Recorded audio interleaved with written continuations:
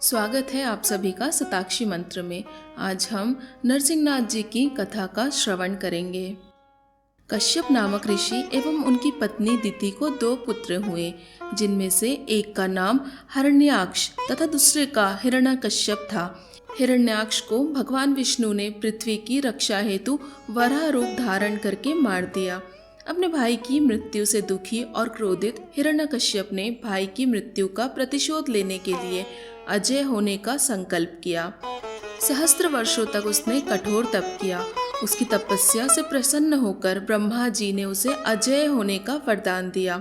वरदान प्राप्त करके उसने स्वर्ग पर अधिकार कर लिया, लोकपालों को मारकर भगा दिया और स्वतः संपूर्ण लोकों का अधिपति हो गया। देवता निरुपाय हो गए।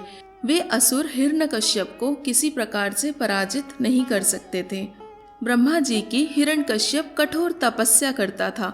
उसकी तपस्या से प्रसन्न होकर ब्रह्मा जी वरदान देते हैं कि उसे ना कोई घर में मार सके, न बाहर, न अस्त्र से और न शस्त्र से, न दिन में न रात में, न मनुष्य से मरे, न पशु से, न आकाश में न पृथ्वी में। इस वरदान के बाद हिरण्यकश्यप ने प्रभु भक्तों पर अत्याचार करना शुरू कर दिया। लेकिन भक्त प्रहलाद के जन्म के बाद हिरण्यकश्यप उसकी भक्ति से भयभीत हो जाता है, उसे मृत्यु लोक पहुंचाने के लिए प्रयास करता है। इसके बाद भगवान विष्णु भक्त प्रहलाद की रक्षा के लिए नरसिंह अवतार लेते हैं और हिरण्यकश्यप का वध कर देते हैं। भगवान नरसिंहनाथ में वो सभी लक्षण थे जो हिरण्यकश्यप के मृत्यु के वरदान को संतुष्ट करते थे।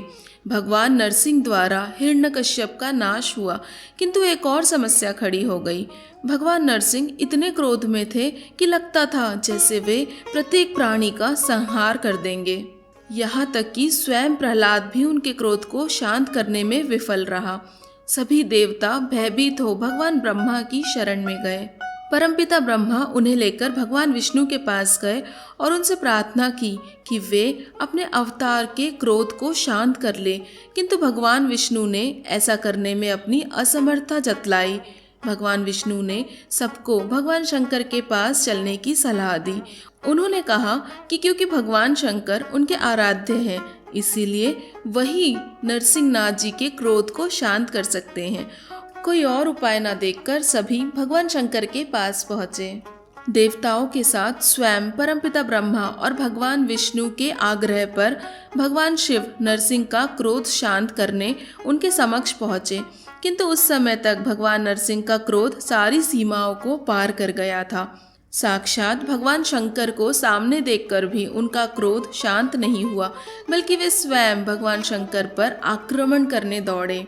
उसी समय भगवान शंकर ने एक विकराल ऋषभ का रूप धारण किया और भगवान नरसिंह को अपनी पूंछ में लपेटकर खींचकर पाताल में ले गए। काफी देर तक भगवान शंकर ने भगवान नरसिंह को वैसे ही अपनी पूंछ में जकड़ कर रखा। अपनी सारी शक्तियों और प्रयासों के बाद भी भगवान नरसिंह उनकी पकड़ से छूटने में सफल नहीं हो पाए। अंत में शक्तिहीन होकर उन्होंने ऋषभ रूप में भगवान शंकर को पहचाना और तब उनका क्रोध शांत हुआ। इसे देखकर भगवान ब्रह्मा और भगवान विष्णु के आग्रह पर ऋषभ रूपी भगवान शंकर ने उन्हें मुक्त कर दिया।